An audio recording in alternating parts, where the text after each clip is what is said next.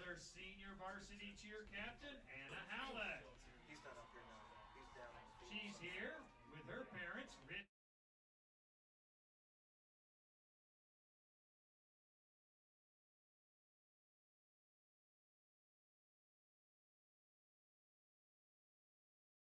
Over Columbus North in 2018.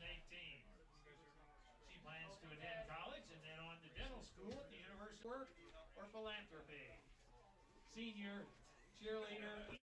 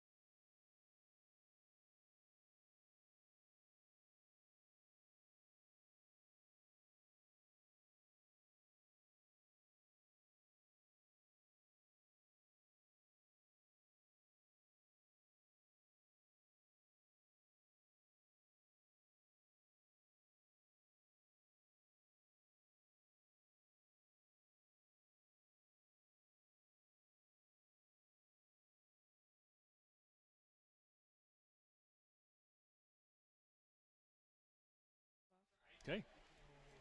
Welcome to Guerin Catholic football fans on this Friday night that is a little windy, a little rainy for this Guerin Catholic football team against Brother Rice High School out of Michigan. So tonight, big matchup, senior night. I mean, obviously, emotional game for both sides, as if this Brother Rice team loses, they have a long drive home. That is going to be right. I mean, if you got to go back into that bus and you've got you're wet, you're sweaty, you're nasty, that's a long trip up I-69 for that. But hopefully tonight be a well-played game between both squads. But of course, we'd like to see the Guerin folks come out on top. 100%. As Guerin Catholic is going to receive the ball to start off this game, and they are going to be receiving from the south end of the field. Yeah, well, that wind is blowing from west to east, and it's just coming down. Not too hard, but just a good bit of mist. It's going to be a little tougher for the receivers tonight. Oh, very I'm tough. interested to see how the Guerin Catholic aerial game goes. Since this is my first time of the year, how do they usually do? So what I've seen so far this year is that, especially on the first drive, they like to try out the run. And then obviously if that goes 3 and out, they're still going to stick with the run, but they're going to mix in some maybe play action. I would not be surprised if I see a pass on the first play of this game, as it has been something that has been highly practiced this week. Okay. But, I mean, it could be, as usual, the run.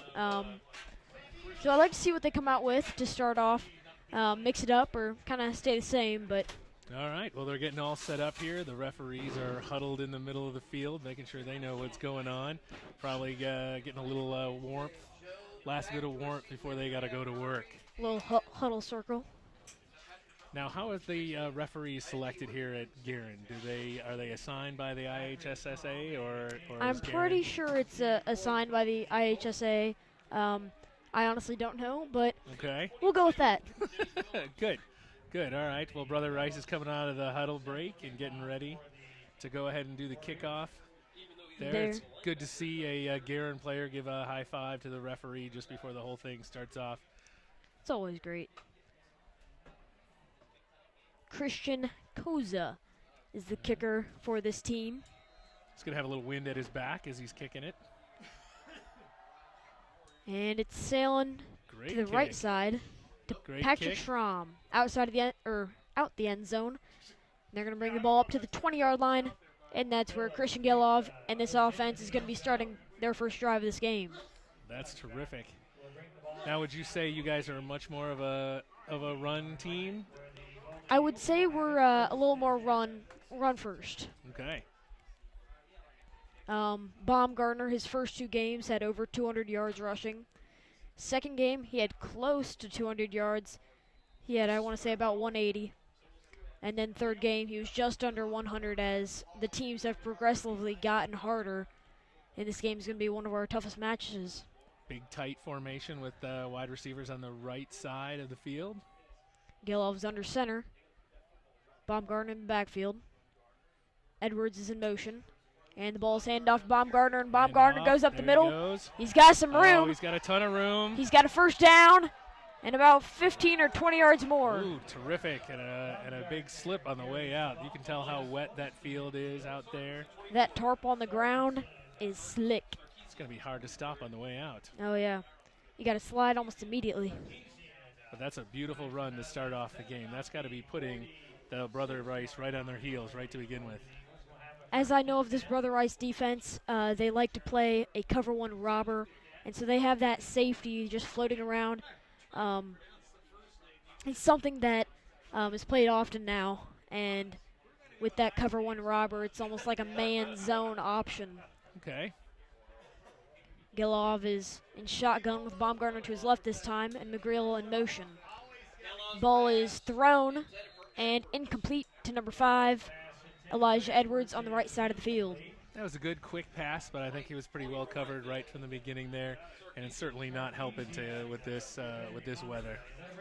I feel like that is one of those pre-snap reads where you see, are they playing on, are they playing off? And I think right there was almost a force, but in this rain, you kind of got to get off what you can get off Oh, we got an early timeout here. by the referees as they're looking for a new ball. And so on this next play, I would like to see a run as they start off on their first play. I think the sooner they get this run game going, the quicker that they're going to get the passing game going. Absolutely. I mean, both of those two feed into each other, and it seemed from that initial play that this team was able to put them back on their heels right away. And the referee's jumping around out there. He's getting a little cold. And the front five for this Guerin Catholic offensive line, they're all seniors, all experienced. I mean, next year we're obviously going to miss them because that's 5 big linemen that you're gonna Absolutely. miss. No, you'll definitely miss that experience a lot. A lot of people underestimate how experience in the offensive line really can move things along. You don't just have to be big, fat, and tall for that. A good bit of experience is helpful. Well, we're having a lot of trouble out there with our referees finding a nice ball, aren't we? Feels like it's kind of slowing down a little bit of that Guerin momentum that they had. I don't know what's going on. It looked like they rejected a ball. They brought in a ball. A lot of confusion on that one. I don't know. And it looks like we're going to start this second down and 10 with Baumgartner in the backfield and Gelov under center with 2 wide receivers to his left. Definitely man-to-man here on the left-hand side. Edwards is in motion, and the ball's handed off to Baumgartner, and Baumgartner, he's got some yards. He breaks a tackle. He's got a first down. Oh, that was beautiful. And he's down to about the 40-yard line. First down, Golden Eagles. Terrific job. He broke through a couple of the first line, got into the second line of the defense, covered up that ball, made sure that he didn't have any sort of fumbles, especially on a wet night like tonight. Fabulous job. Baumgartner has been great this season in bouncing off tackles and keeping that ball protected. Gelov's going back under center with Baumgartner in the backfield. And 2 wide receivers to Gelov's right this time as they're lined up on the left hash. Hall is in motion, and the ball is handed off to Baumgartner again, and Baumgartner, he gets about 2 yards on this one, maybe a yard on that one. Now, it certainly seems that the Guerin Catholic team here likes the inside run game. Do they do much of it outside? Any pitching, any jet sweeps? What's the strength? There's a little bit of a mix, but I would say majority is the middle run, and then if that's closed, he'll just bounce it outside, and he's got some yards going for him. Okay. 1 wide receiver to the left, 1 wide receiver to the right, and Baumgartner in the backfield. Hall back in motion. And the ball's handed off to Hall, and Hall has got a head full of steam going. And he gets taken down by number 7, Rocco Milla. That was a great tackle. Open field tackle like that, just took out his legs. Looks like you've got a player wandering off, number 56. That is the center for this team, Gabe Kuffel. That's not very helpful for us at this early juncture in the game. Hopefully it's just kind of a little sprain. He's making his way down over to the bench, trying to walk it off. The man going in is Scotty Smith, a sophomore. He is a very good lineman, as in a backup lineman, but you never really want to see him in just because you know that there's an injury, as Hall is back in motion. Snap is fumble fumbled. on the wall. There's a down on the ground. And Brother Rice is saying that they recovered they've it. got it, but nobody's made a. And it's Brother Rice ball, 1st and 10 at about the 39-yard line. You never want to see that right opening fumble after a new center comes in. And so the center on that play was Mike McGreal. And it's always hard to be that center right after, especially in a game like this. Absolutely. I can't tell whether it was on the center exchange or the exchange to the running back. But Brother Rice quickly out there. They're ready to move. And the ball goes to the running back, and he's got some room. And number 20, Jack Lockwood, got close to a first down. It looks like he did get the first down. Yeah, that was a great 15-yard, 16-yard run. Moves the chains right away. Brother Rice is quick. They're right back up there. This offense is led by Greg Piskapink, the senior for this team. And he's got some great length to him that he can just stretch the ball out and get the ball deep. And the ball goes back to Lockwood. And Lockwood gets about 8 yards again. And so it looks like tonight this run game has been a big thing for both sides of the ball. Yeah, I think Guerin tried it with just one, but a night like tonight, keeping the ball down, keeping the ball safe. But they've certainly shown for these first two runs a great power running. Especially up the middle, as that one was back up the middle. And Piskapink has 2 wide receivers to the right side of the field. And Lockwood to his left. And Piskapink keeps it. He's got the first down. And is taken down by a flock of Eagles, as in Jagger Albert and Nick Demas. I like that, the flock of eagles that you have descending on the runner. But again, moving that change. Tribal Warriors, maybe? I don't know. And so 1st and 10, Warriors, as they are down to about the 34-yard line. And Piskapink is back in shotgun with the bunch set in front of him. Brother Rice is looking a little more confused on this. Now they're back into the set. Piskapink takes snap and throws it to Lockwood. And, that is not Lockwood. That is number 36, Jaden Johnson. Nice pitch. So it's the first time kind of spreading the field out. Taking that ball, I think he had a little chance for his own option there, and then decided that the best thing was to go ahead and do the pitch to the outside and get a really nice 8-yard, 9-yard run out of that. So what I think we saw on that play is that they don't just have one running back. They've got multiple they can rely on so they can stay fresh. As Johnson got this one again. Oh, that was a big hit. Big hit. Terrific behind the line of scrimmage. That's a great defensive stop by the Guerin squad.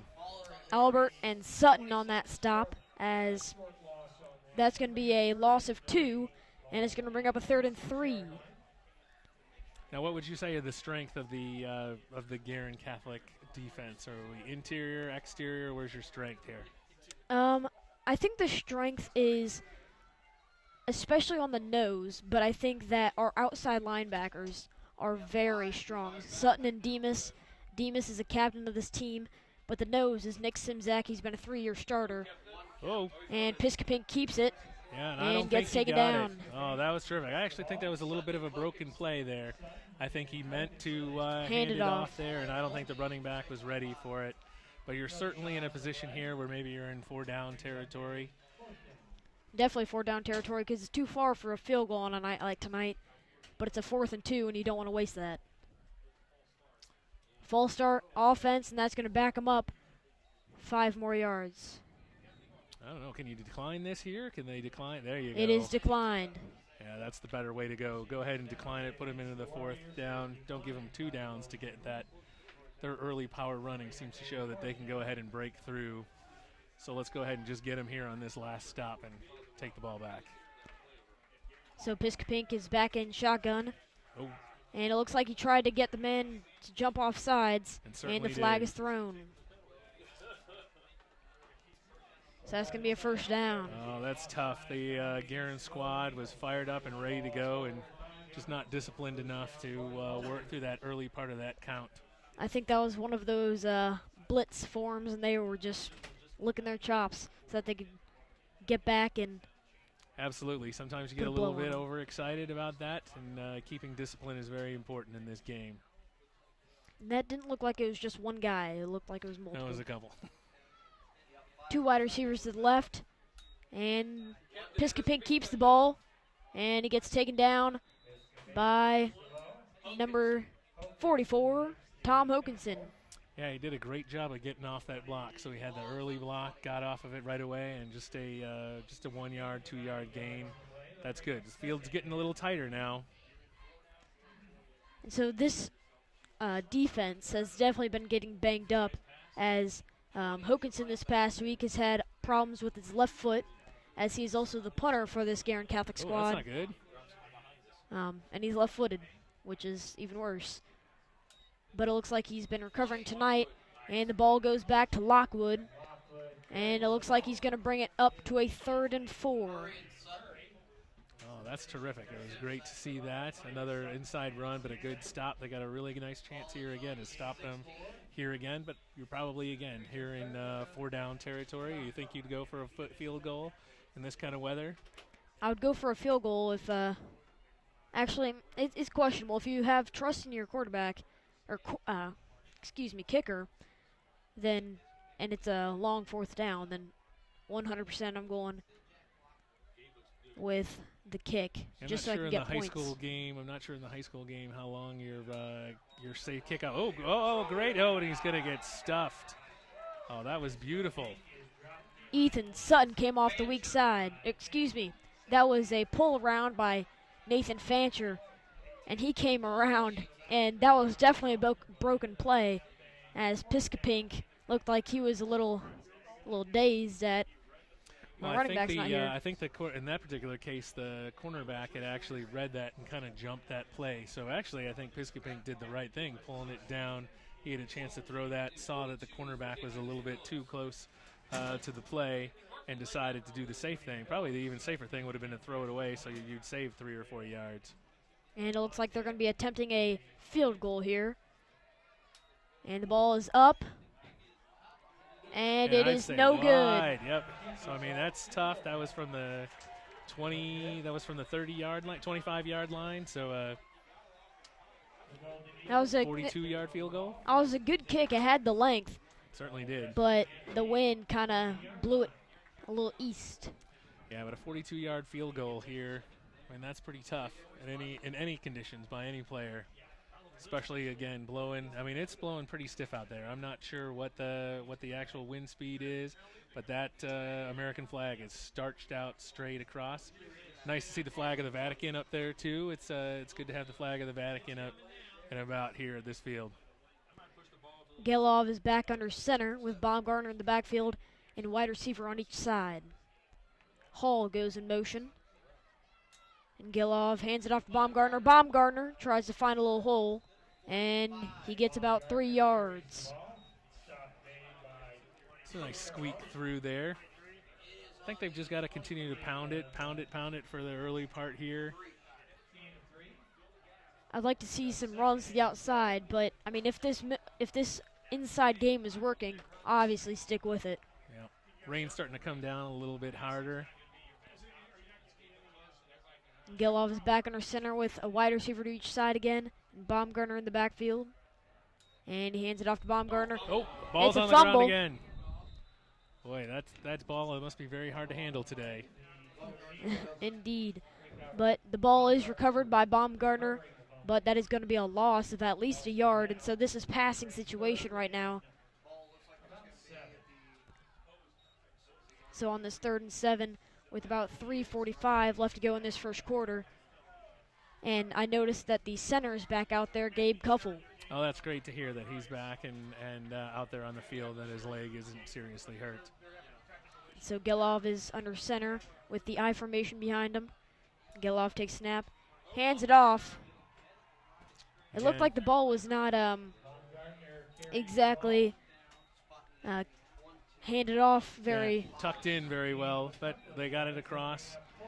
You can see that these Brother Rice cornerbacks are really staying off of the wide receivers and maybe even eking in a little bit towards the line, towards the center of the field. So this might be sort of a time for Guerin to take advantage of that and throw to the outside. They are definitely playing some inside man right now, as they are committed to the run game.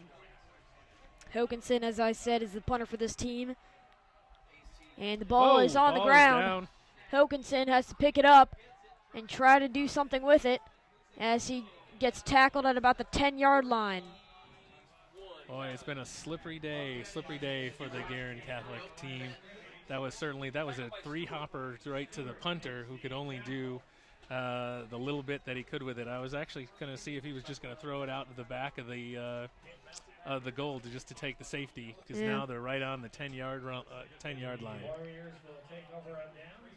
And that wouldn't exactly be the worst case in this situation, but right after that missed field goal, you have to think, is this offense really, do they have the tempo with them? As they are lined up in a 3-deep back formation. The ball is handed off to the third deep, and it looks like he got about 3 or 4 yards on that play. That's an interesting formation. I haven't seen that done very much, especially not in the more professional game or college game. That's a rare formation, I gotta say. Have you seen that out here on the high school football this year? I have not, no. All right. Well, there you go. Brother Rice is starting to go with a little bit of trickery. A little bit, you could say. Hey, maybe it happens in Michigan a lot. I don't know. Yeah, I don't know. It appears that they're very comfortable with it because they're backing into it again. They must like how that formation moves for them. And Lockwood takes the ball again. And Lockwood might have he got a couple more yards on that one there. Looked like about 4 yards.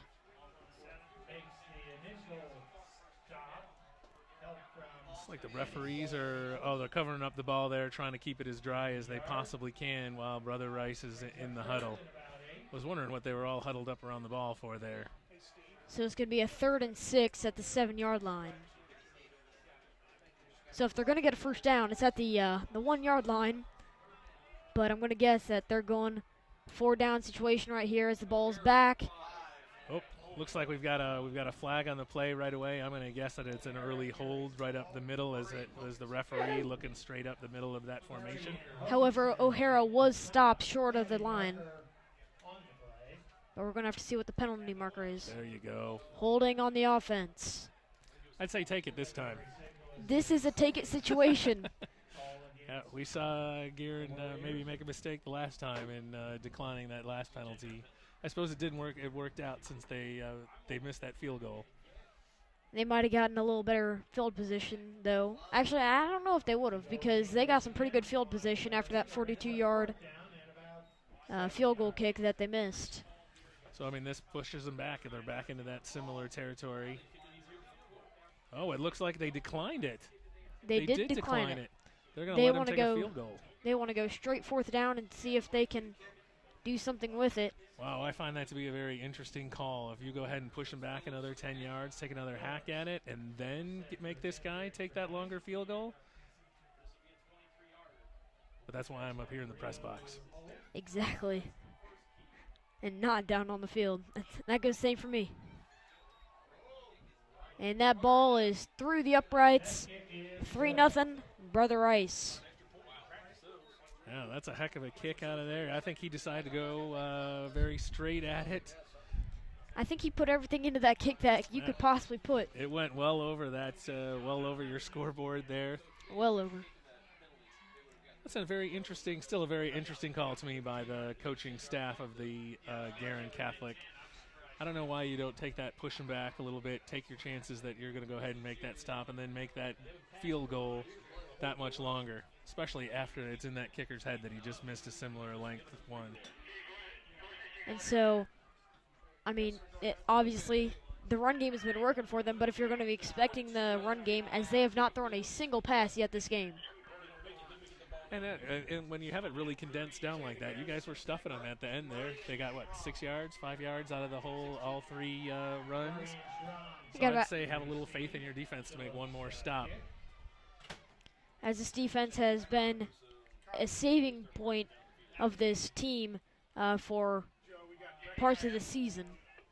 As they've been backed up to the goal line, they've made a stop when they were on the 3-yard line. Oh, that's been awesome. Now, what's the record for Guerin this year? They are 5-2 this year. Their 2 losses were to only Bishop Chatard and Brebeuf. Oh, Bishop Chatard is certainly known as a football powerhouse in the Indianapolis area. As I understand it, Brebeuf is kind of getting better, and they've been moving their program up. And so the ball is going back deep to Schramm, and Schramm's going to return it. He's got a couple blocks, but he's taken down at about the 15-yard line. Strong tackle there by Brother Rice. That's one of those that I think you might want to let out the back of the end zone to avoid, first off, taking a hit. And second, with as Field wet it is position. tonight, I'd be a little concerned about how he grabbed that kind of just off the side of his body. Because if that bounces off him, that goes out at the 1-yard line. That's not good. No, it is not. That's not good for anybody, except for Brother Rice. So Gilov is back under center with Baumgartner in the backfield and a wide receiver to each side. Yeah, you can see those safeties getting closer and closer to that front line. I don't think there's a player outside of 10 yards, almost not even outside of 5 yards of where the ball is. So Baumgartner takes the ball, and it looks like he might have gotten a yard on that play, but not much more. This seems to be a night where you want to get that Brother Rice got on the scoreboard early. This seems like a night where you just want to buckle down, keep things in front of you, get some points here and there. As the clock's winding down and it's under 40 seconds left in this first quarter. And so right here, as you've been seeing these Brother Rice defenders coming up inside of about the 5-yard line, or inside like 5 yards of where the ball is, you might want to try to go for a pass play here, as it looks like, Gelov is in shotgun, and he's running the ball. And he got about 4 yards on that play, and that's going to bring up about a 3rd and 5. Nice run to the right side, trying to spread it out a little bit. I think these Brother Rice folks have been packing it into the middle there. Let's see if we can go ahead and get around on the edge. It worked at the very early part for Guerin, going a couple edge plays. That was some good blocking on the outside to let Gelov get the yardage that he did. So on this 3rd and 5, I would not be surprised, as they've been going run after run, if they go for another run, because obviously the wind is a huge factor when you've got the ball going through the air. Gelov's in shotgun, takes snap, he is throwing.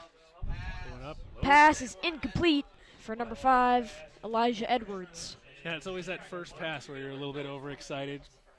Threw over the top of him. So that one was a little outside. He had his man, but I think he was trying to account for the wind and couldn't quite get the calculations all there, as Nope. the ball sailed a little. That's always the first one that kind of sails on you for a little bit. And so Hokinson's back out there to punt, as this time he's standing at the 5-yard line. All right, let's see a better snap out of your special teams here. The snapper is the tight end for this team, Max McGreal, and this one Whoop. looks like it goes high. Over his head, and it's going to go through the end zone for a safety. And so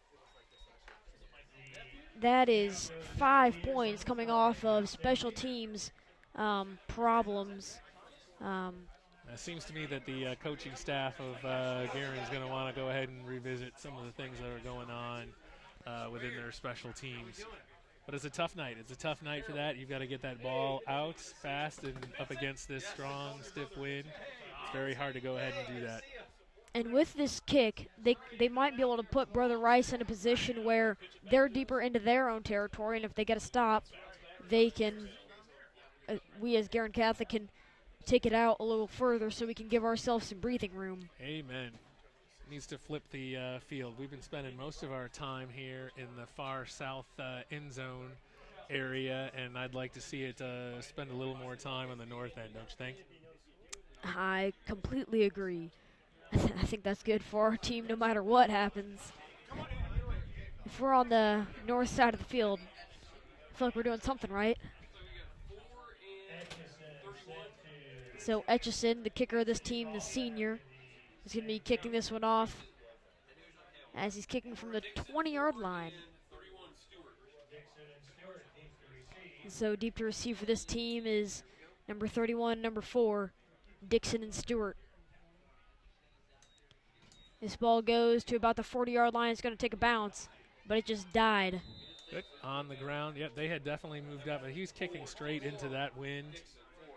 That's a tough one to kick. I think that was a great kick for going as far as it did, because I can tell you right now, I could not get it out that far. But Now I'll have to ask, and I don't know the rules of this. I thought after a safety, it's a punt. Is that only in the NFL, or is that? You have the opportunity to. It could be in the NFL. You don't have you can't make a decision on what you want to do. But I know that here it is at least an option? you have a decision on what you want I to do. see. And so back out on the field is Piscopink, and his running back this time is number 36. Or excuse me. And so Piscopink hands it off to Johnson, and Johnson gets about a yard on that one.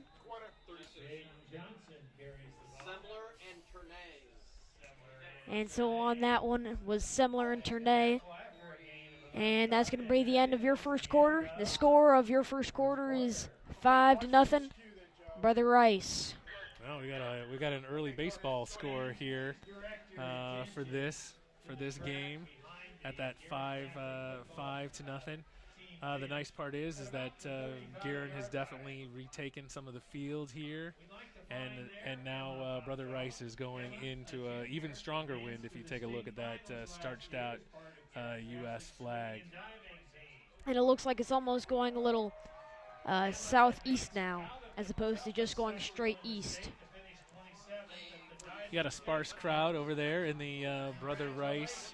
I think I can count them on both hands over there, but you know that they've got the worst part of the field here. We've got a ton of fans in front of us who are crowded up underneath the press box here, huddling for as much warmth and to stay out of the wind as they possibly can. However, one thing I cannot count on my hands is the number of umbrellas I see. So Piscopink takes the field again. Oh, it's a missed snap, and Lockwood jumps on the ball after a 10-yard loss. Oh, that's terrific for the Guerin squad to go ahead and see that other team also starting to crumble underneath some of the weather I think that we're seeing here tonight. And they've been going in shotgun for most of this game, and that's where most of the mistakes, I think, come from, is where you have so much room for error on a shotgun snap as opposed to an under-the-center snap. But this team may be a strictly shotgun team as they're back in shotgun. Well, they're definitely Guerin is definitely taunting them to pass. They actually left one of the receivers uncovered, so they're definitely working to stop the run. And that safety left the nearest slot receiver completely uncovered. In that would have been a nice, easy pass for them if they were even thinking about it. The safety was playing a little in, but I think he might have had the option on going in or kind of staying on it. But I think with what they've seen from that specific kind of formation, they can tell that, as through film, I know, it's a lot about formations, and it's something that they've been working on, so it could be something about that. Look at that punt. That punt was a line drive. Yeah, I don't know that it went much more than 10, 12 feet up in the air, but it was a straight line drive down the field. That ball was down by Sarkeesian, as it's going to be first down from the 20, first down and 10 from the from the 22-yard line. Excuse me, I'm having trouble with words right now. Yeah, no problem with that. Now let's see what Guerin decides to come out here with. Let's go with a little run, and if that doesn't work, this is a good time. Let's go ahead and take a shot downfield, see if you can sneak one in as Brother Rice is getting closer and closer. But one thing to keep notable is that Guerin Catholic's number one wide receiver is out with a shoulder injury, and it's clearly they're moving the ball all the way up to the 37-yard line. There was a face mask on the play. So it was a little harder for us to see up here as we're covered up by a bunch of umbrellas every once in a while here, but that was a great, it moves the field up for the Guerin Catholic squad. Some breathing room, as we said. So Gelov's back under center with two wide receivers to his right and one wide receiver to his left, and McGreal in motion. The ball's handed off to Baumgartner. Baumgartner's got some room to get it 5 yards. Yep, gets it in. Again, Guerin continued to work the middle of that formation. And I think what was good there is that they stretched 3 wide receivers out so that they could kind of take out three players from that defense and try to give them a little bit more room as opposed to the bunch set where you've got all 22 men on the field in one small area. So this offense is going back in the 3 wide receiver set, 2 on one side and 1 on the left side. Gelov's under center. He takes snap, and he gives the ball to Baumgartner, and Baumgartner's got a first down. Terrific, great push. You know, you got that ball and gets a couple, 3-4 yards after the first contact. Keep those legs churning, moving forward. And it is cold down on that field, so every hit has to be a little painful because it's a little shriek of cold on cold. Absolutely. And so it's going to be a 1st and 10 at about midfield at the 48-yard line with 9.5 minutes left in this first half. And Gelov's back in shotgun with 3 wide receivers to his left and a tight end to his right that's lined up as a wide receiver. Golf takes snap. It's fumbled. Another missed snap opportunity here for Guerin, a full turnover. And that one was a shotgun snap. And obviously that's one of those snaps that you've got to be aware of where the ball's going. Yeah, your center's having a big discussion with the referee out there. I think he's feeling like he's getting somebody up at his grill, comes off the field and takes his helmet off, and is certainly very upset with him in this situation that's going on. And so the defense is back out on the field for Guerin Catholic, and Piscopink is back out to lead this offense for Brother Rice. Piscopink takes snap and hands it off as his running back, Lockwood, took it for about 5 yards. Brother Rice continues to work the middle of the field. That is a great thing to note as they have not gone outside and they have not thrown the ball once. Actually kind of feel bad for all these wide receivers having to run all the time and not being involved in any of the plays. And so Lockwood takes the ball again. And early contact by the Guerin Catholic defense, but not able to bring him down before he gets himself, was likely a first down here. You're right on that particular line. It looks like they're going to mark it as a 3rd and 1. Oh, wow, that looks really tight. Or a 3rd and short and 1. I'm surprised they don't go ahead and ask for a measurement there. From our vantage point, that looks like it's right on it. But I don't like to question the referees at any point in time. No. It doesn't get you anywhere. You can only control what you can control, and unless you're a referee, you can't control that position. As they're going back in that three-back formation, and O'Hara takes that ball for a first down at about the 34-yard line. You know, that Eagle defense is swarming. It's on top of it every time, but in each case, the big push up the middle by the Brother Rice line, as well as, I mean, that running back is certainly moving, and once he keeps his legs going, he's hard to bring down. And this Brother Rice offense has 3 different running backs that they've been kind of shifting through, and that one right there was O'Hara, and they're all very good hardcore runners as Piscopink tries to take this outside and is chased out of bounds by Sutton. I think it's another chance where he had an option to go ahead and hand that ball off and decided that he was going to run it around. I think the defense got over to cut off that edge. He was running on the short side of the field since they're on the left hash, so he didn't have a whole lot of time to turn that play upfield. This offense looks like they are a little bit of a read option offense, but they've been doing a lot of just straight downhill runs, which is what their running backs look like they are great at doing. As Piscopink keeps it again, and he's taken down by a couple people, and Murray is one of them. Yeah, and a late flag comes in on the west side of the field here. Be interested to see if there was a little after play activity. I saw some pushing and shoving by a couple of the wide receivers and cornerbacks. At the end, I saw Jagger Albert, the inside linebacker, go down, and then I saw a reaction from the Brother Rice offense, and it looks like it's going to be against them. And we're going to see how far back they're going to mark this. That's going to be a 15-yard penalty. It was unsportsmanlike conduct. I'm not sure what the actual precipitating problem was, but that's good for us. Let's keep moving them back. It looked like it was that left tackle that kind of just delivered a blow that was a little blatant after the whistle had already blown. Yeah, it looks like the rain's lightening up here a little bit, looking across the field there. It's still not good, but it has lightened up a little bit. And what I saw on the radar is that it's supposed to be a little on and off, but so far it's been on. And so Piscopink is in shotgun, and he hands it off to the running back O'Hara. And on that 3rd and 21, he got about 5 yards. Churning on that left side of that line. So right here, clearly they're just trying to, this Brother Rice kicker is just trying to pin them down inside of the 10-yard line, as they've made mistakes in special teams so far.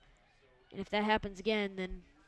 Yeah, they're certainly letting Guerin Catholic hang themselves on a couple of the special teams mistakes. But even with those mistakes, Guerin Catholic, we're still hanging in the game so far, as this ball is high. Great and punt. He fair catches it. Hagel muffed it, but did he get on top of it? Yes, Looks he like did. He did. Boy, this is making me nervous here. All these special teams parts waving for the fair catch and not being completely under it. But the man who usually catches the ball, or who usually receives the ball on one of those kicks, is the man who's injured, Bernie McGinnis. The man who is the #1 wide receiver for this team, catches basically anything that goes in his direction, no matter what it is. Well, some people are born with stickum. Some people like myself, not so much. That is a good way to put it. As Gelov's back under center with Braden Hall in motion and a wide receiver to each side. Gelov hands off the ball to Baumgartner, and Baumgartner fights to get a yard on that play.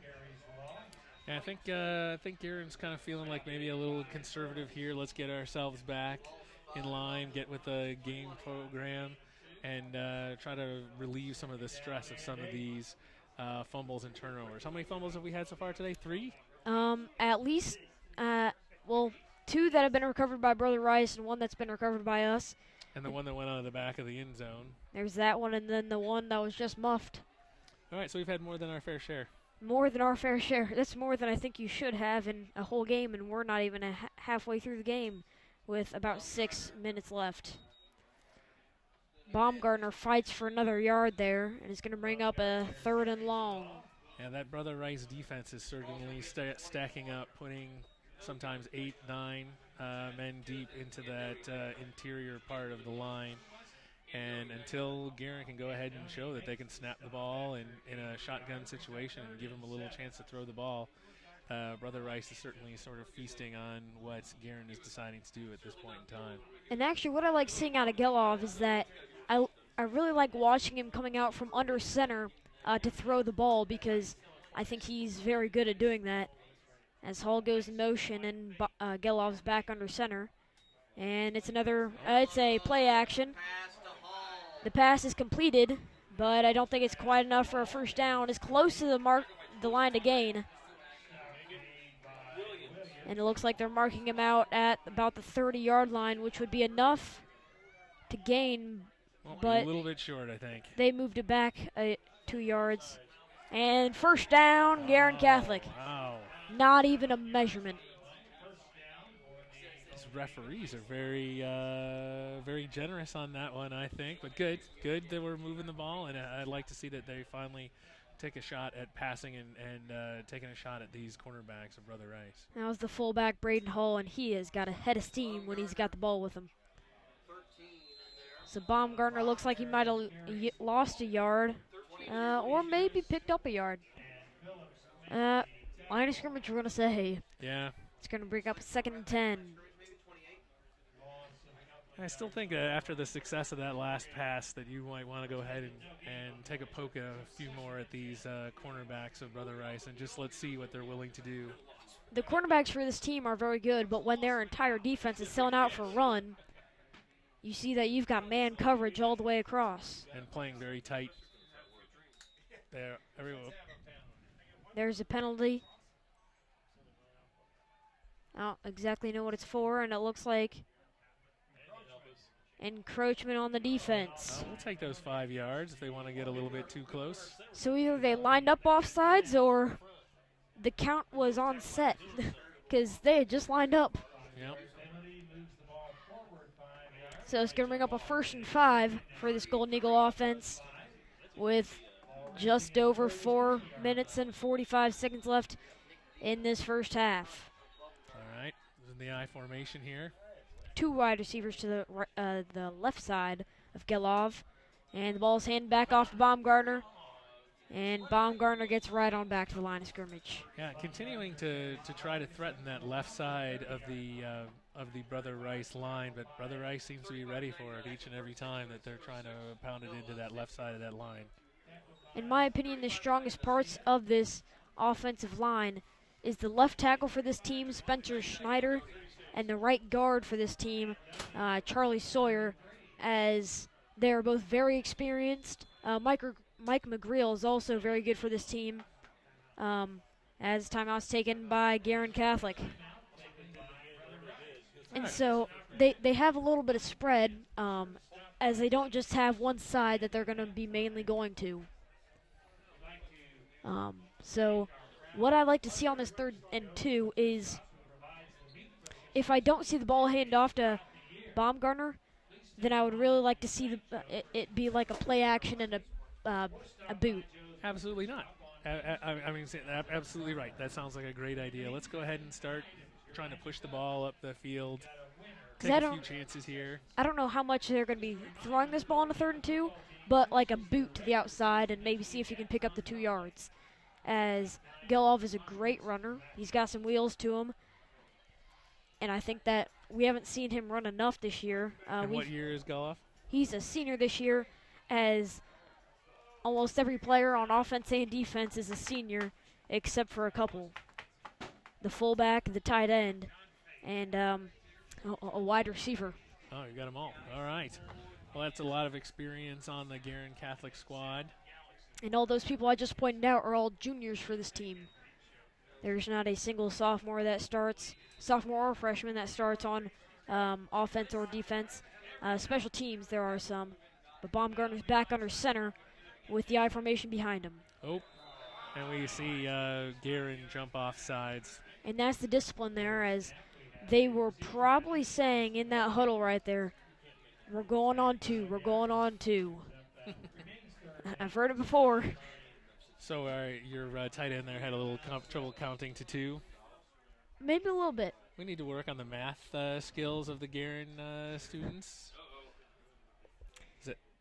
No? Yes? No? Counting to 2. No. I'm pretty sure that's something that can't really be taught. I don't know. I've got a 4-year-old. Then it can be taught. Gelov takes a snap, and he's running. And he tries to dive forward for the first down. He's going to be a good bit short for that.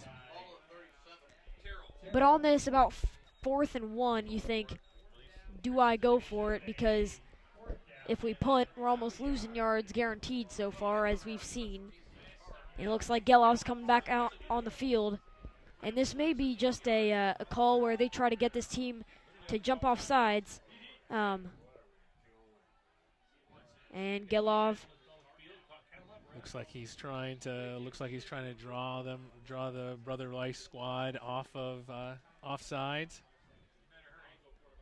3 seconds left on the play clock. The ball is handed off and given to Hall. And Demas.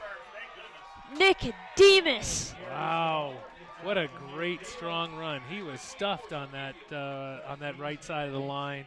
but bursts through. Demas is a fighter for this team. He has blocked several kicks for this team.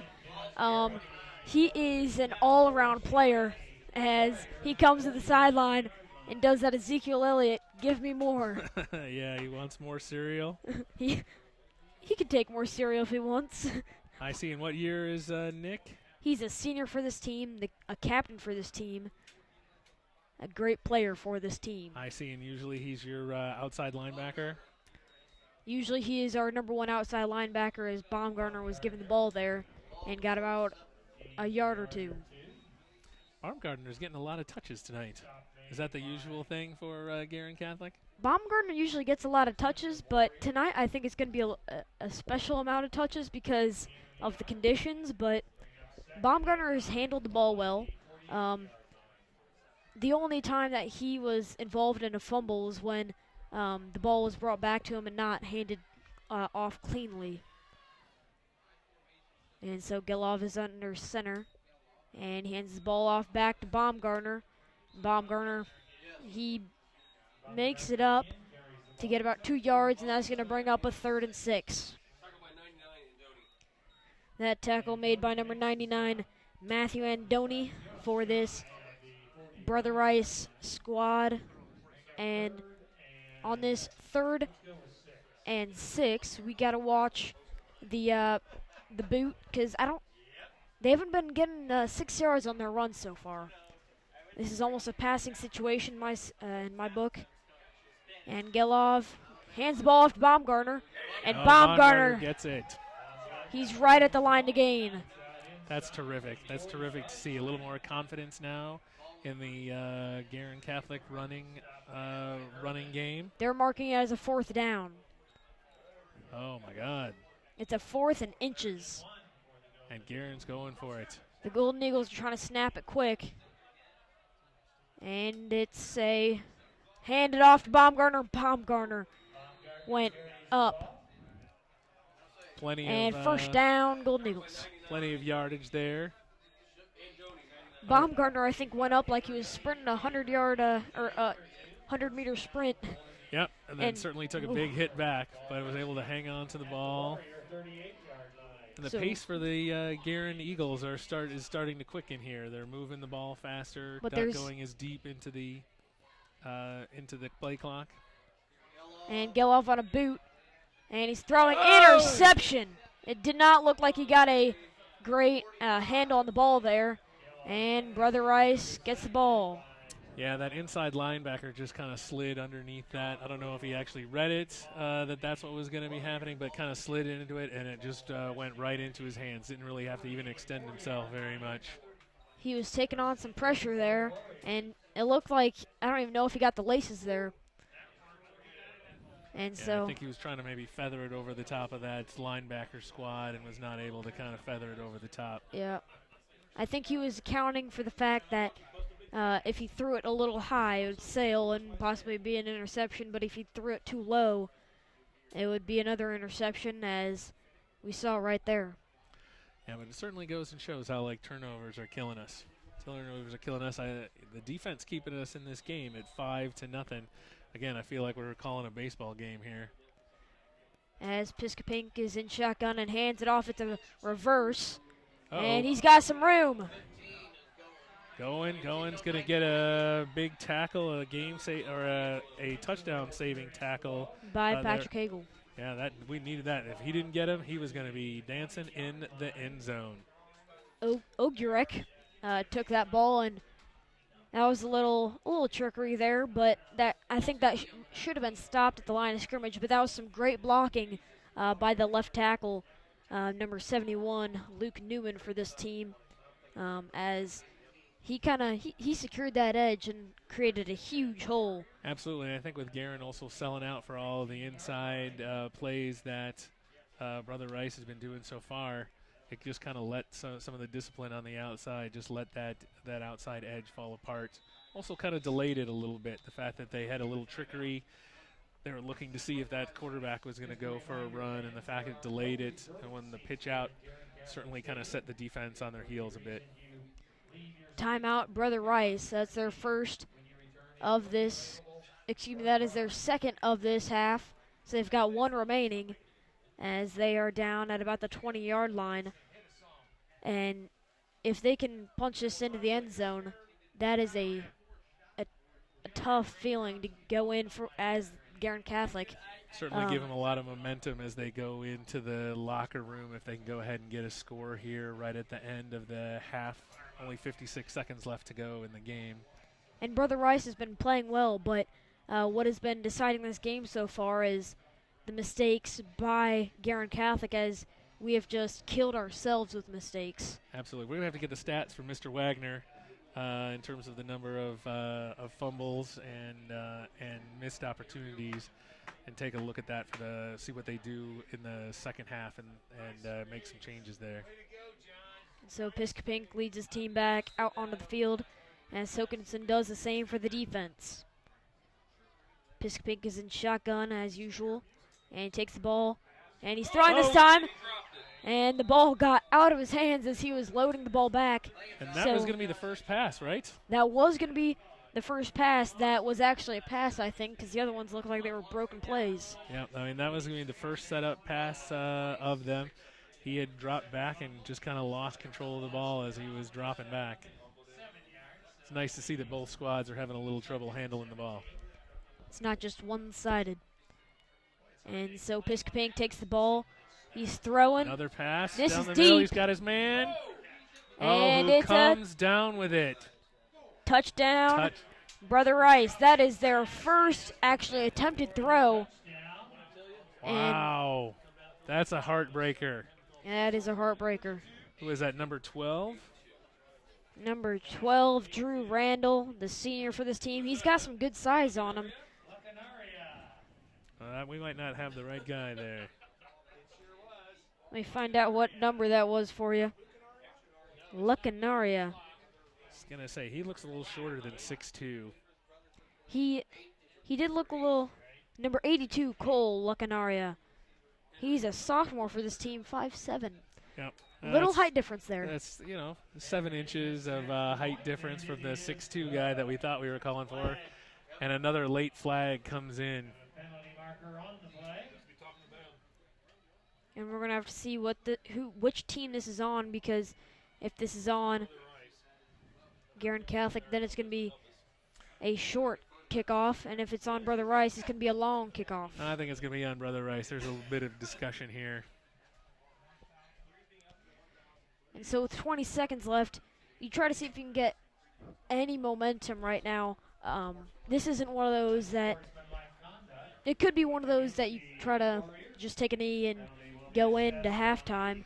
Yeah, absolutely. I think that is. I think it is time to just get that ball. If that ball even looks like it's going to go out of the end zone, just let it go out of the end zone, take the knee, and go back in and regroup.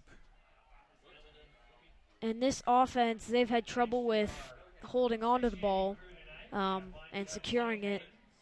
And that's something where you think, if there's any saving grace here with that penalty, it's going to go ahead and push back to where Brother Rice does the kickoff, and maybe you get a nice run back here. Have you seen your squad take a shot at a Hail Mary at the end of a half? we have not taken a shot yet, but it's partly because I don't think we've exactly had the chance to.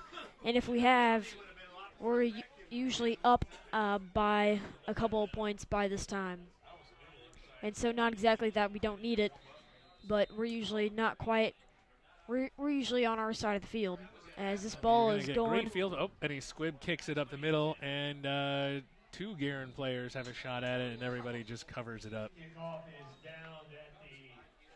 That was a smart play, I think, for Brother Rice, because I don't think you're going to be kicking that ball in the air any deeper. Yep, and at that point in time, just go in. Don't even give Guerin a chance to organize a run. We got a cookie here. I didn't even know that I'd be paid in cookies tonight. Just wanted to make sure you guys got something. Thank you very much, sir. Wow. And I should be doing this for a long time. Get cookies at Friday night cookies. It's a great job. It's a great job.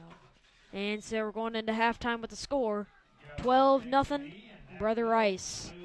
We will see you back here at the beginning of the second half. See you then.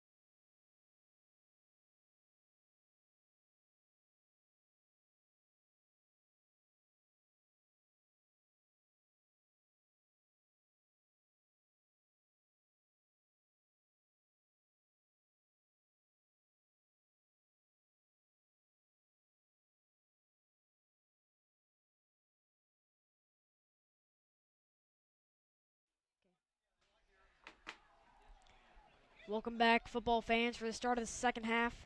And just to start you off with the little stat, Gus Baumgartner has 17 carries for 77 yards. It's a lot of carries. I feel like you should almost be getting a little more yards than that, but conditions might be disagreeing. Yeah, no, I mean, he's getting enough yards. The problem is the turnovers. Turnovers. It's been killing this Guerin squad. And hopefully they worked it out in the locker room, try to figure out where they can make some improvements here.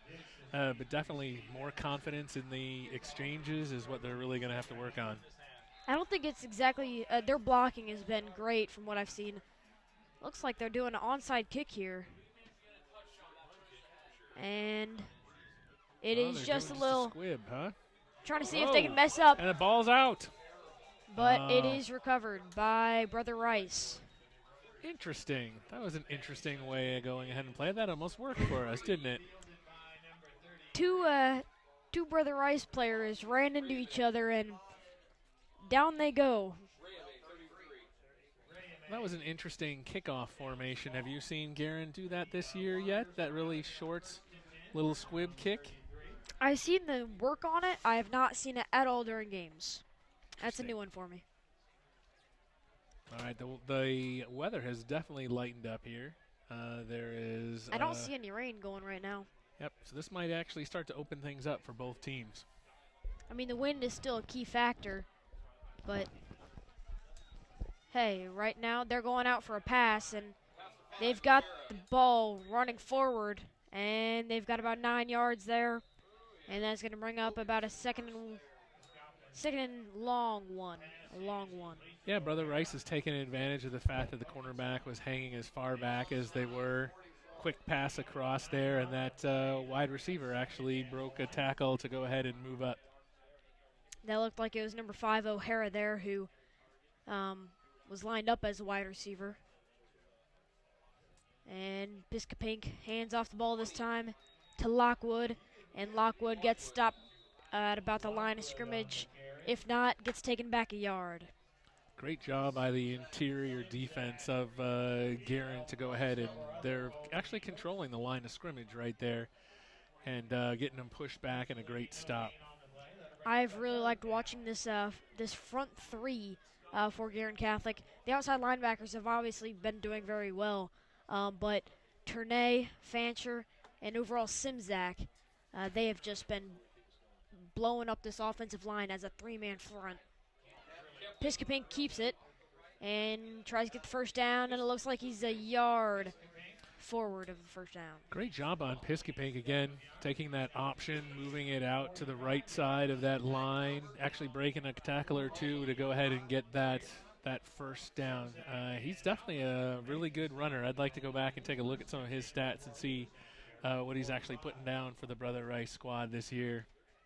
And so Piscopink, I mean, as I saw on that one, he went vertical as soon as he found a hole. And this one looks like it's going to be a jet sweep to number 18, Johnny Delamonte. Yep, well, I think everybody's taking advantage of the weather. You've noticed that Brother Rice is definitely spreading out the offense a little bit, trying a couple of different things. They're on that nice 12-0 padded lead, so maybe they're just trying to spread it out a little bit and continue to move up the field. See if they can't add to the lead that they have right now. And the ball is fumbled on the snap, and Piscopink tries to make something out of it, and he gets about 4 yards. Great job on Piscopink to go ahead and have the confidence to pick up that ball, and the rest of that Brother Rice squad started blocking. They acted like nothing ever happened. It was a call made, but that looked like it was going to be a read option to Dixon as he was coming across. And I mean, you could say that Piscopink kept it, but really, I think he kind of just picked it up off the ground. Yeah. Scoop and score, except for the wrong team, as he got 4 yards on that play. Brother Rice, I've noticed here in the second half, at least in this early part, they're taking themselves time to get up to the line, get an audible in. They're letting the play clock run down to 2 each time. And this one goes over the middle, an interception by Tom Hokinson. Still up on his feet. That ball was tipped by number 7, Rocco Milia. And, I mean, Hokinson, that is a big play for Hokinson as he's been the captain of this team, the main captain, and I'm glad to see something go his way after the 2 punts gone wrong earlier. Oh, that's absolutely terrific. And he was in the right place at the right time. It was actually a really well-thrown ball. Went right into the hands of the receiver, just kind of popped off and up into the air. He was right place, right time, and did a great job moving that ball up the field. Now you've got some momentum in your back pocket here, and you're right at midfield. And that's Pink's first interception of the game, as both quarterbacks now have 1 interception. Braden Hall goes in motion. Geloff takes snap and hands it off Baumgartner, and Baumgartner, he's fighting for yards and gets about 6 or 7 yards there on that play. Guerin going straight back to that run, going the power up the middle there and getting a nice 6-7 yards out of that one. They spread the defense out and went right on upfield. I'd like to see Baumgartner starting to average 7 yards a carry as opposed to the 3 that he was averaging 4 before. It would be nice to see him gain some more, because if you do three times in a row, that's going to bring up a 3rd and 1, or a 4th and 1, excuse me. And it's not what you want to have happen. No. You want that 1st and 10. So Geloff is under center, takes a snap, and hands it off Baumgartner. And Baumgartner, he goes a little airborne, but gets the 1st down. Yep, going again at that left side of that line. I think you said earlier today that you felt the strength of Guerin Catholic was the left tackle. And the so left tackle. Just follow up behind him, tuck in behind his butt, and go right over. And the left guard has always played, or he's played well, as he had his best game against Bishop Chatard, which was our loss. But he had laid some key blocks there, and so tonight he's played pretty decent, as that left side of the line has been very well We got blocked. a timeout from the Brother Rice squad. They were definitely out of sorts on that particular play. The cornerbacks toward our side of the field here were definitely not ready for that play to go off. Not at all. And it would have been smart to get it off a little sooner, but you had to make sure, you had to make the reads. What I was trying to say is that you had to make sure that everything's lined up correctly. And so, a little bit of time to warm up, get back out on the field, and see if you can get the momentum back in your direction as they had it there. I mean, I'm not going to say that they lost it, but they kind of lost it. Every break gets a little bit of loss. Yep, well, I can tell you here, the weather's gotten a ton. Oh, well, actually, as soon as I started talking about that, it starts raining. There is no one. Actually, there's 4 people in the visitors' side. They're brave and hardy fans, and they are now getting a full face full of a good hard rain right now. I have to say, we need this rain, but it's coming down at an inopportune time. Geloff's back under center with 2 wide receivers to his right and 1 to his left. And he hands the ball off to Baumgartner, and Baumgartner is fighting for yards. He bounces off 2 tackles, but he was fighting there just to get back to the line of scrimmage. Yeah, Brother Rice came across pretty quick. I think they had kind of jumped through some of the blocking, had him pretty stuffed up, and just the mere fact that he got back to the line of scrimmage is a credit to his running ability. So when you say we need some rain, is your lawn browning? Do you feel like a little bit? Well, is that you need your dad to get a sprinkler system? What do we need? We can go with that, sure. And so Geloff's back under center with 2 wide receivers back to the right side and 1 to the left, and Baumgartner in the backfield. Geloff takes snap and hands it off Baumgartner again, and Baumgartner gets a yard. Stuffed. Number 8 for the Brother Rice Warriors. Brady Henry. Maybe I just can't read because he's listed as a kicker. I don't think that's Brady Henry out there. I do. I mean, if Brady Henry's out there, he is a great tackler. I don't know why you're wasting him at the kicker position. All right, I'm going to call it number 9 then. See up here, and I just got new glasses before this. New glasses. Obviously not working. Maybe just your eyes have to adjust to them. No. It's poor eyesight on my part. So Geloff's back in shotgun with Baumgartner to his right, and he's throwing. This ball's going to Hagel, but it was incomplete, a little bit behind Patrick Hagel. Yeah, a little bit of behind, a little too long in developing that play, and just the field conditions aren't going to be great for a wide receiver going to go ahead and try to cut like that. And it looks like the offense might be staying out on the field here. We're going to have to see what they decide in the end. And it looks like Gelov is back on the field for this 4th and 9. Passing situation clearly. And they're going to be snapping this quickly to see, first off, if they jump off sides, and second off, to catch them off guard. And it's a pass play. Oh. Gelov's trying to get outside. He's breaking a tackle, and he just tries to fight for the yards, and he gets taken down short of the first down. Yeah, back to the line of scrimmage. He did the best he could with that broken up play. Those defensive ends were inside and on top of him within the first 2 seconds of that. He didn't have much of a chance for any of the downfield receivers to develop. That was a man block up front, and it was just missed by everybody. And since there were 6 people back in coverage and only 3 people running routes, 4 people running routes, nobody was open because 2 people were double teamed. Well, it was a good job for them to go ahead and take a shot like that. Let's go ahead and see if we can get a good stop out of the defense. Keep this ball in this south end zone area. And Piscopink hands off the ball, and he's going to get about 2 yards there as he was tackled by Sutton and Simzak. Things are getting kind of chippy on the between the cornerbacks and the wide receivers. That was the second time I've seen number 71 throw a late block. I mean, it was a little bit of a shove, but he would probably call it a block after the play is already kind of over. Piscopink's back in shotgun with a man in motion, and he hands the ball off to Lockwood. Lockwood has got a head of steam, and he's down to the 40-yard line of Guerin Catholic.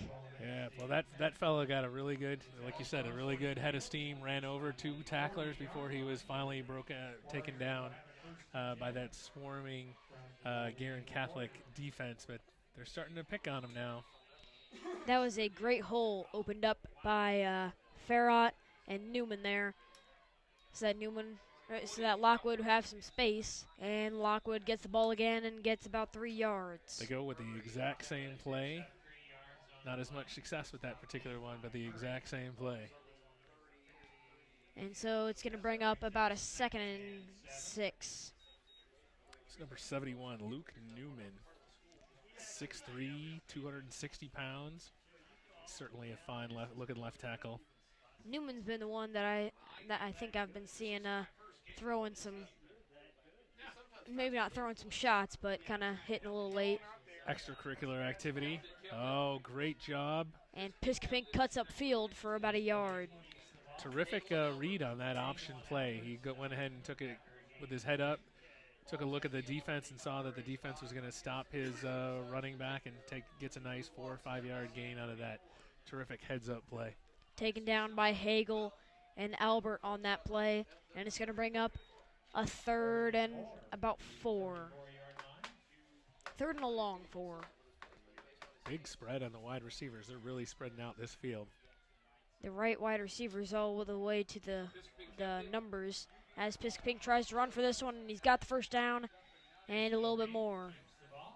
Terrific fancy feet on his part. He was moving nice and easy, waiting for his blockers. Have a nice patient run there. Very watching patient. his blockers push up the Guerin Catholic defenders. And so this offensive line has been creating holes that I think has definitely been key to their running game, because this defense they've been out on the field for a long time, and they've got to be tired. Time of possession is clearly in the Brother Rice favor. So Brother Rice has Piscopink in shotgun with O'Hara behind him. O'Hara is fighting for yards, and he gets about 2 on that play. We're starting to get into that zone where Brother Rice seemed to be much more comfortable throwing the ball, and so it'd be interesting to see here if they go ahead and take a couple shots at the end zone. This is about the area where they threw their touchdown pass. It might have been a a little further up, but this is right around the area where they took their first pass that was completed for a touchdown. The ball's handed off back to O'Hara, and O'Hara is taken down by Hagel and Albert with about 4 minutes and 20 seconds left in this third quarter. And the ball's on the left hash of the field right now. And so the right side of this, the far right side where there's just green grass and one wide receiver, if there's a ball that's slung out to that side and there's a missed tackle, he's going all the way. He's going all the way, and your cornerbacks are up in press coverage there. And so if something happens where they just kind of slip by. And so the ball is a little back at it off. Again. Oh. 82 on that one. Lacanaria, who caught the touchdown pass, ran a similar route, but the ball was thrown late because he was picking it up off the ground like. Yeah, had a chance at it. He got it off of his right hand, but still not enough to make that completion. But you're exactly right. It was this almost the same exact play from their touchdown pass in the last quarter. And Danny Rode was in coverage on that one. He was playing a little bit outside, which meant that the inside leverage was clearly to Lacanaria's advantage, and that's right where Piscoping threw it. Just a little deep for him. And Piscoping's looking again. Another post, but this one's almost intercepted, but batted down thrown by into Murray a and Hagel. ton of traffic. I think there was perhaps a bit of mistake on the wide receiver because they were both converged and there were four It looked Guerin like that Catholic was defenders. It looked like it was a double post to the middle, which I don't think you're going to be throwing those super often. So that was a fourth down right there, and it's going to bring up 1st and 10, Golden Eagles. It's good to see the Golden Eagles make a good stop there when they were pressing. Let's see if we can go ahead and turn this around in this second half of the third quarter. And I think right here is a chance to try to get a throw off, a good pass. Because they are their safeties back a bit now. And they are packing the line of scrimmage as always, and they are not letting Baumgartner get many yards as he got 2 yards there. And if you're getting 2 yards over a course of 3 downs, you're going to be bringing up a 4th and 4. It's unhelpful for the team. I'm not sure what I just heard. It sounds in the press box here. There's a lot of complaining. Looks like they're pushing the ball back.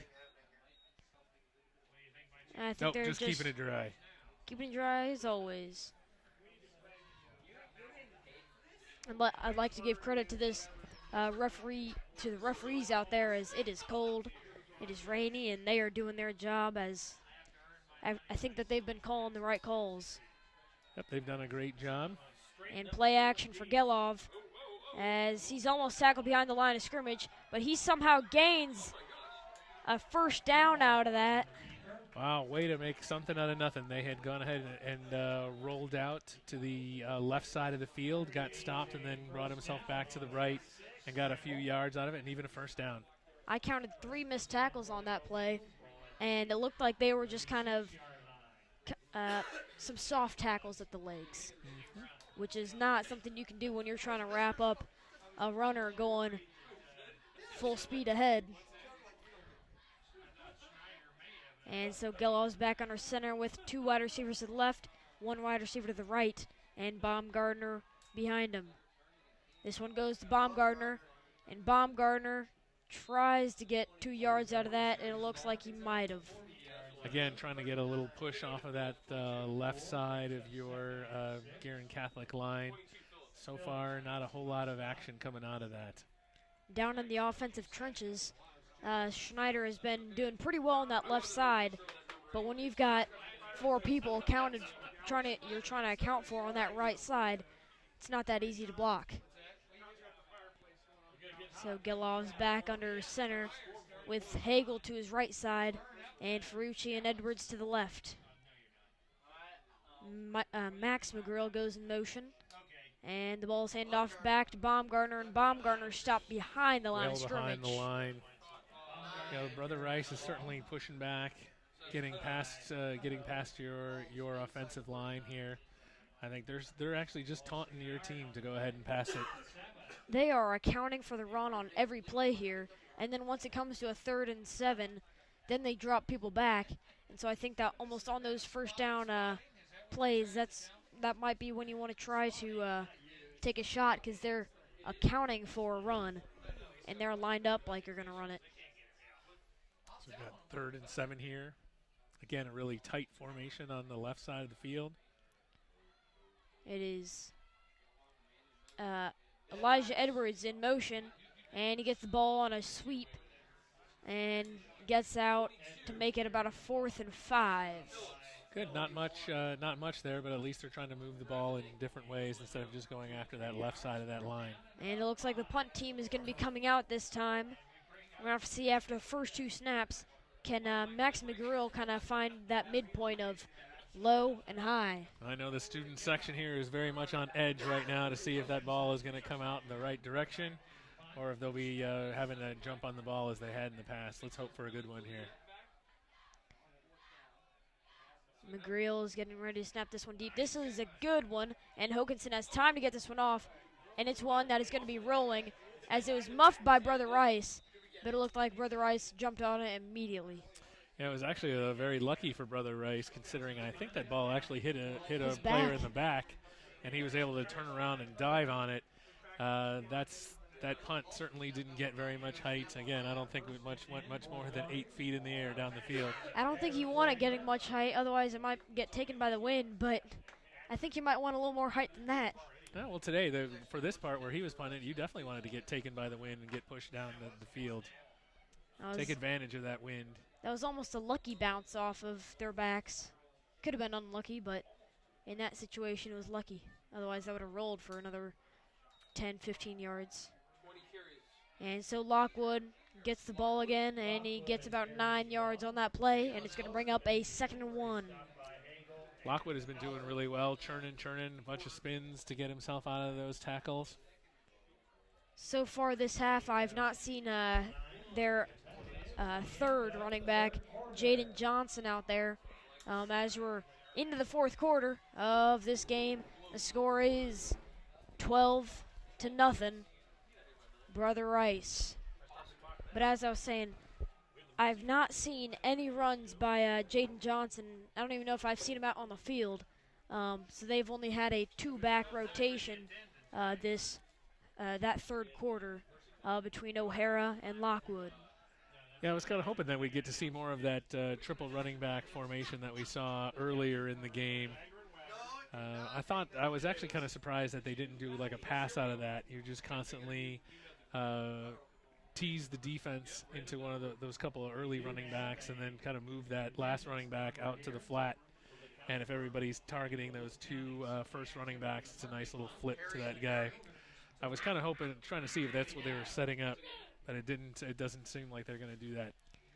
And I'm kind of surprised on one of those plays. It looks like whenever they go in that specific formation, they have one specific play that they do, because the other play that they haven't shown any other plays. But I was looking to see if they were going to do the play where they give it off to the 2nd running back, and kind of not really trickery, but try to see if he can get a couple more yards as he's lined up closer to the line of scrimmage. I'm calling that the sweet pea formation from here on out. So whenever we see that anymore, I'm calling it the sweet pea. Sweet pea formation.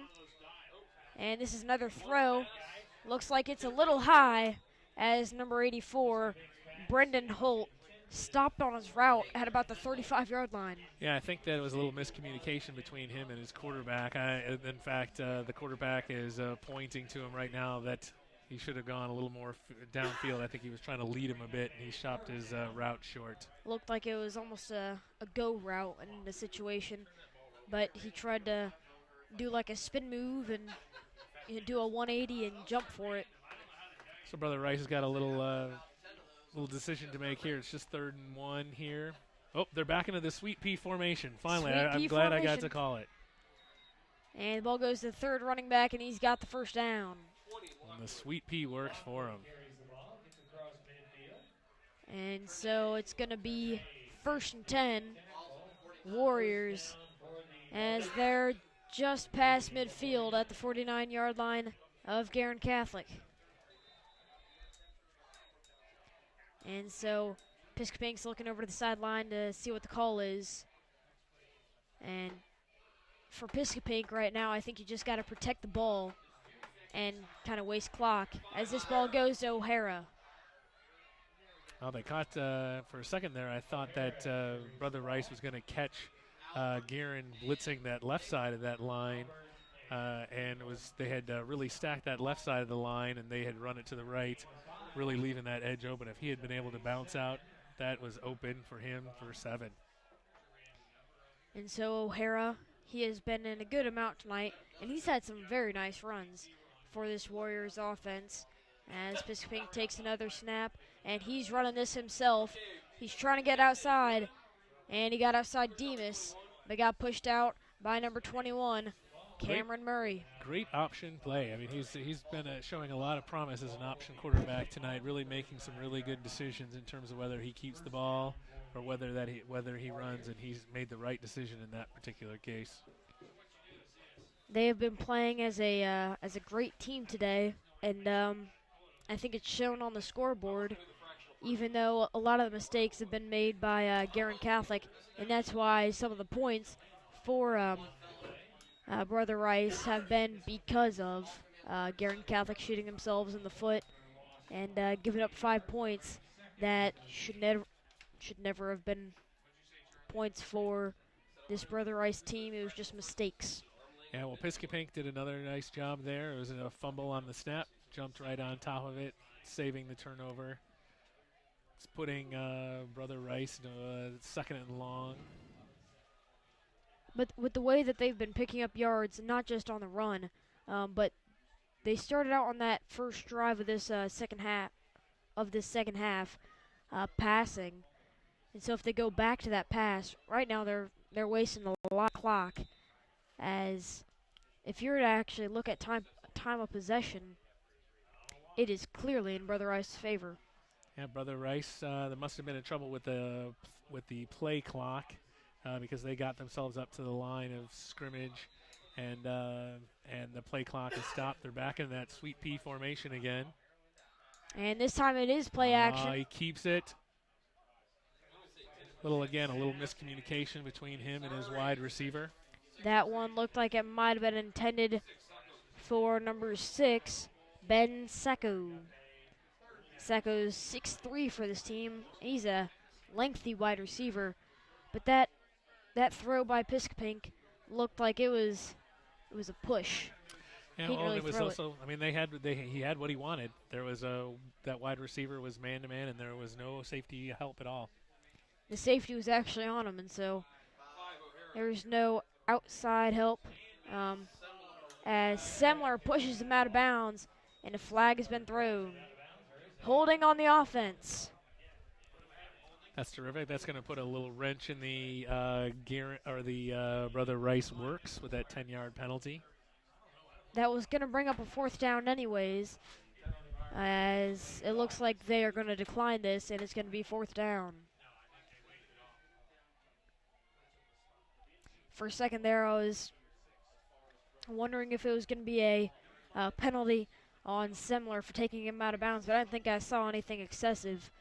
But it was holding on. It looks like they picked offense. it up, so there was no penalty at all. It looks like they picked up that flag. Is that right? Oh, now they're finally doing it. It looks like we accepted the penalty. At first, I thought it was just going to be declined, but it turned out that it was not declined and that it was. Oh my God, we're seesawing here. They're going back. Maybe it is declined. Yeah, I'm going to tell you that I would have moved him back here. Declined, accepted, or picked up. I could not tell you which one it is. So we're going to say declined. We're just going to go out on a limb. And now it makes it 4th and 11. I don't know that I agree with that. I think I would have pushed him back 10 yards. Well, it looked like they might have picked it up because it was a 4th and 12, and they're doing, I think, a pooch kick as it's blocked. Ball takes a Golden Eagles bounce. And it's Golden Eagles football. on Brother Rice's side of the field. And so with this momentum, can you make anything from that? But that kick by Piscopink, I've seen that pooch kick a lot this year, but it didn't look like he got a whole lot of depth to get that kick off. No, there was a good upfield push by the Guerin Catholic interior lineman, but at the same time, I'm not quite sure that seems like a great play to me. Just put him back and kick it. And it looked like he kind of, the running back was lined up to his right and he was kicking to the right, so he hit his running back in the back as if, I think that's what caused the block. But Baumgartner there is fighting for about 5 yards. May have gotten 6. That's good. Well, this now gives the Guerin Catholic fans a little something to cheer for, a little more hope than what they had going on previous to that play. It's nice to get a turnover. Feel like you can start going downhill now. And I think that if they can convert on this one and the momentum's going their direction, if they either get a stop from a pooch kick or if they have it to the point of where they get an onside kick, they are right back in this thing. And Baumgartner, he gets stopped at the line of scrimmage. I don't know how many Brother Rice players there are out there. It looked like there were 13, 14 trying to tackle him at that point in time. They knew exactly where that was going. And it's another one of those third down situations where we're waiting for third down to throw a pass. And it's a 3rd and 4, so it is running situation. You can run in this situation. Like it could be a boot, but you have to watch what's going to happen. That's a long 4. That is a long 4. I think it's like a 6. I don't think that scoreboard's right. Could be a 5. As Baumgartner does take this one, but gets tripped up about a yard before the first down marker. Terrific shoestring tackle. He was going to make that if that young man doesn't get his hand on his foot right there at the end. That was going to be 5 to 10 more yards if he didn't make that tackle with just over 8 minutes to go in this 4th quarter. And so Gilov is waiting for the next play, as it's going to be, they haven't decided what, I think it's going to be a 4th and 1 or 4th and 2 from the right hash. And so Gilov goes back out to the huddle to deliver them the play. But clearly the wide side of the field, I think they're almost stacking up for that. And they're actually stacking up for any run. Yeah, what about taking a sweep here? Really moving that ball to that big wide side of this field here. Those cornerbacks are way back. It looks like they're not going to do it to the wide side of the field, but it could go to the short side. But it is I formation, and Edwards is not going in motion. So this is going to be a pass. Gilov's looking. Everybody's covered. He better get rid of that ball. He's got some time. Makes him something out of nothing. And he's got the first down. He takes a hit there. Absolute magician in that particular case. Every one of his receivers were terrifically covered by that Brother Rice defense. He was able to elude the pass rush and get himself a bunch of yards. Absolutely amazing. That's one of those plays that you call that quarterback Houdini. I don't know how he got out of that. There were at least 3 or 4 rushers in his face, and he just split all of them. So Gilov is back under center with Ferrucci in motion and the I formation behind him. He hands it off to Baumgartner, and Baumgartner, he tries to get 2 yards out of that one, but it might have only been 1. Well, I think our best play is quarterback sneak after he's being, looks like he's being tackled. Those broken plays are almost the best plays. They can also be the worst plays, but in this situation today, it's been the best. Looks like the rain has gone down, so we're back to relatively dry conditions. There's still a little bit of rain, but it's better than what we've been getting. And so Gilov is back in shotgun with Baumgartner to his right. And it's a read option, and Max McGreal jumped on the ball. and it's going to bring up a third and about 11 or 12. And that was a sincere case where the quarterback did not make the right read on that particular play. They were in and on top of him, almost to the point where that handoff was handed off to the Brother Rice squad. And I just witnessed a ref hit a ball with his hand, with his shoulder, his back, and then try to kick it with his foot so that he could try to catch the ball, but it ended up that he did not. What is that, hacky sack? Do we have hacky sack refs here in this particular district? Maybe, I don't know. Maybe I'm out of the loop. But Baumgartner gets back to the line of scrimmage, and it's going to bring up a 4th down and about 10 or 11. Looks like it's going to be a 4th and 10. This has been kind of painful to watch for the Guerin side. They find themselves in a lot of 3rd and long, 4th and long situations, and especially when you're down like this, makes it really hard to push yourselves back into contention in this game. It's like hitting a 7-10 spare. I mean, it's just almost impossible to do. Guerin Catholic has taken about 5 minutes to go 15 yards. So it's timeout by the Golden Eagles, but they started this drive at about the 45-yard line. They're now at the 30-yard line, and they've taken about 5 minutes off the clock. Yeah, well, the clock is no longer your friend in this particular case. You've got to get up, get that play in. That's partly on coaching staff to make sure that play is in and called that they know what they want to do. The next play, have a couple of ideas in mind from wherever the offense dropped them the last time.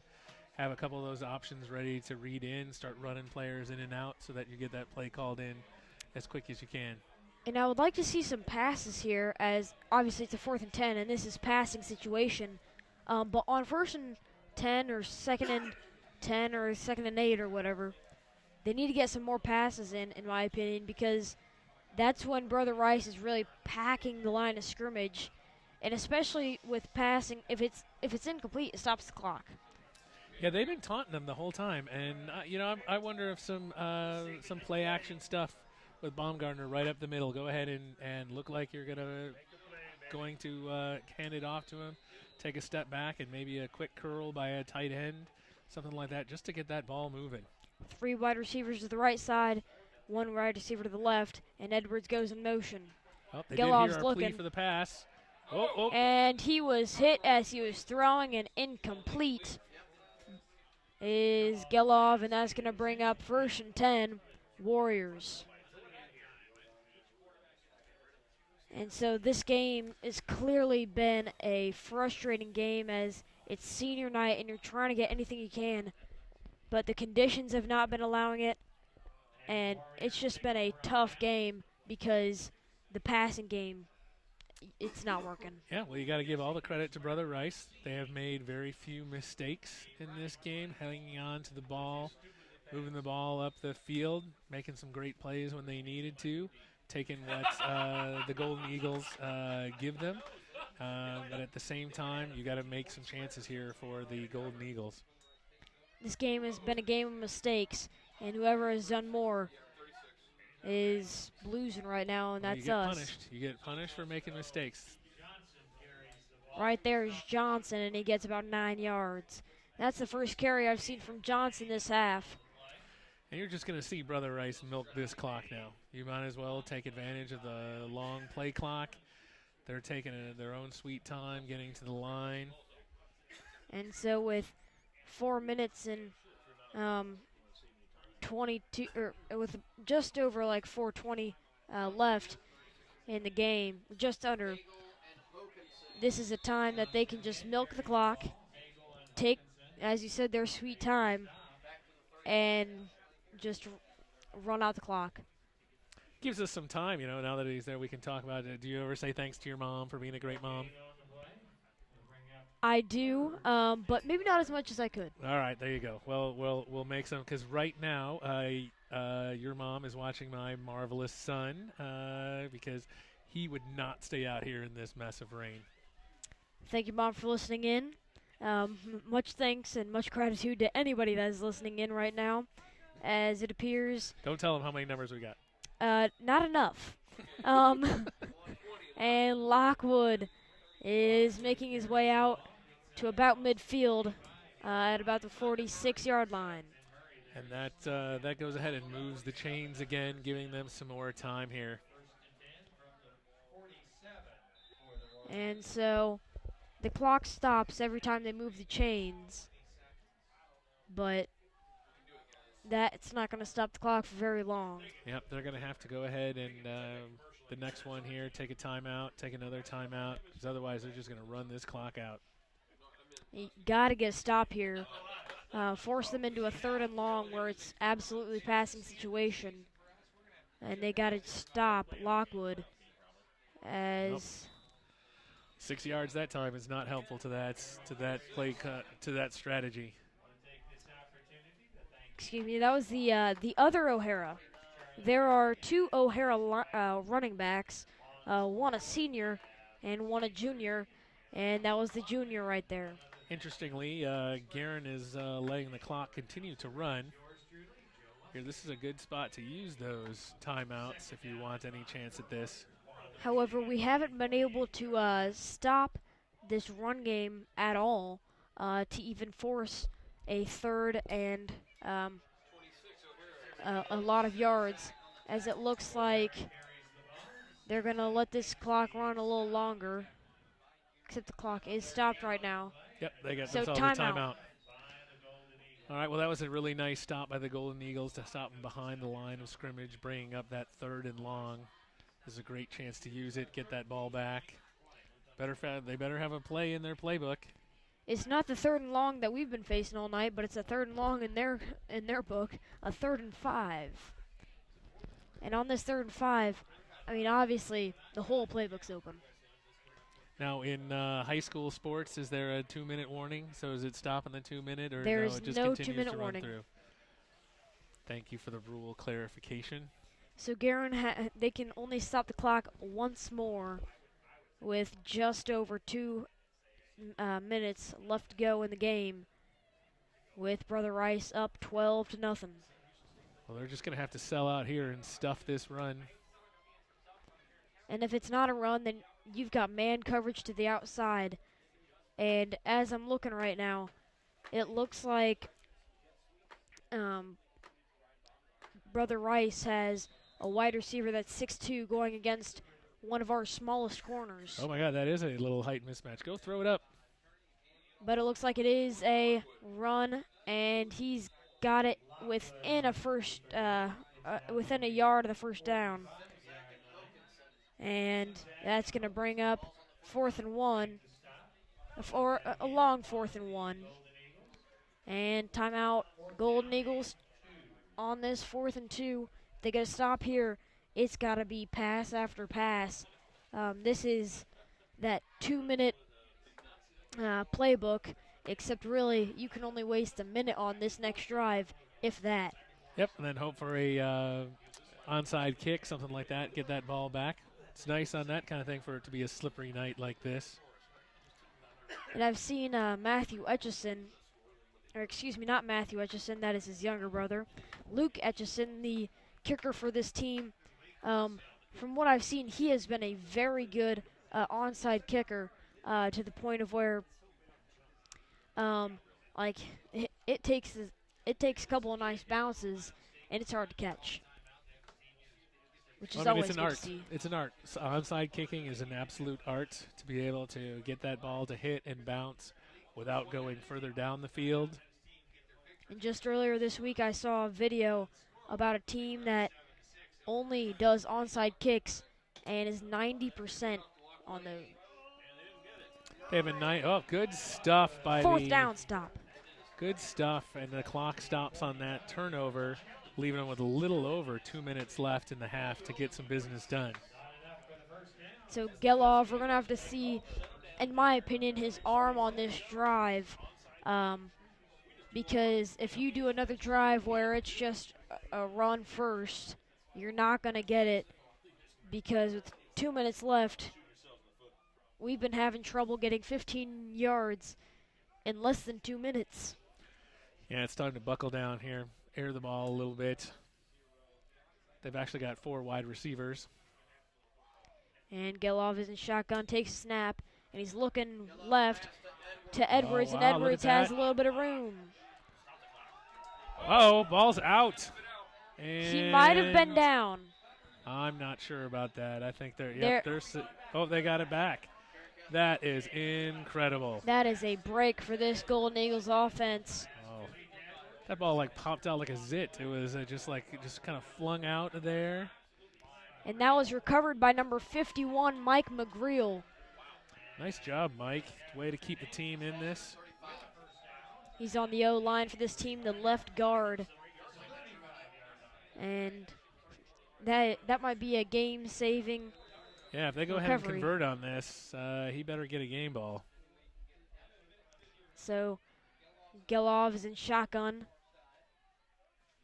Takes snap, and he hands it off, and Baumgartner's got some yards going for him as we're approaching a minute 30 left in the game. That was a great play call on the Guerin side. They went ahead and let that defense run around them, and he was able to slip on right through for those 9 yards. Guerin goes tempo, and Gelov is in shotgun again. And the ball is low, but he can throw it and throws it a little high to stop the clock. Yep, and he's going ahead and telling his coaching staff that he wants the play brought in quicker. That's not a bad decision on that, because if he throws that and that is completed and Hagel does not get the first down in that situation, the clock keeps running and you're still facing a third down. Yep. Nope, and he was under pressure. That ball was on the ground very early. Again, trouble with the snaps. So Gelov's back in shotgun with a wide receiver to his right Again, and ball on the ground. left. Long airing it out to nobody over there. Miscommunication. And Elijah Edwards ran a hitch instead of a go. I like Elijah Edwards' work ethic when I see him, but when it comes down to the plays, on that situation, it was a little miscommunication. I don't know if he heard the play wrong or if he just ran the wrong route, but he was certainly the quarterback was certainly expecting something different. and Gelov's back in shotgun. Snaps a little low, but he corrals This is it. the game here. Oh, And incomplete, a little bit behind Elijah Edwards. and that's going to go ahead and I think we're going to see the victory formation out of the Brother Rice squad here. They can go ahead and take a knee a couple of times and call it a game. And so victory formation is what it looks like they are going to be lining up in, as they just have to snap the ball twice, if not maybe 3 times. Good sportsmanship out there by some of the offensive and defensive linemen shaking hands. It's going to be a nice ride home for the Brother Rice squad back up into Michigan. And so they will have to snap the ball one more time after this. But this will be your game with the final score 12-0. This game was obviously, as we said, a battle of mistakes, miscues, and Guerin Catholic, we created more miscues than what this Brother Rice school made, and ours were much more costly, in my opinion. Yeah, easily 9 to 10 of those points were off of Guerin miscues that they're just going to have to work on as they grow as a football team. Coaches start heading across the field, and Brother Rice is going to have a nice ride home. And your final score of this game is 12-0, and Guerin Catholic's record is going to disprove to 5-3, as next week they will be facing Ron Colley, another rival of this team. And we thank all of you who have listened in, and we'll hope to see you next week. Yeah, well, thanks for having me in here. It's been a delight to sit next to you here and watch this game. Maybe the game wasn't as delightful, but certainly good to spend some time here and listen to a great play calling by yourself and and to learn a little bit about Guerin Catholic. So thanks a lot for the invitation to come out here. Thank you for coming down. And the final score, as I said, 12-0. Thanks for listening in. Have a great night.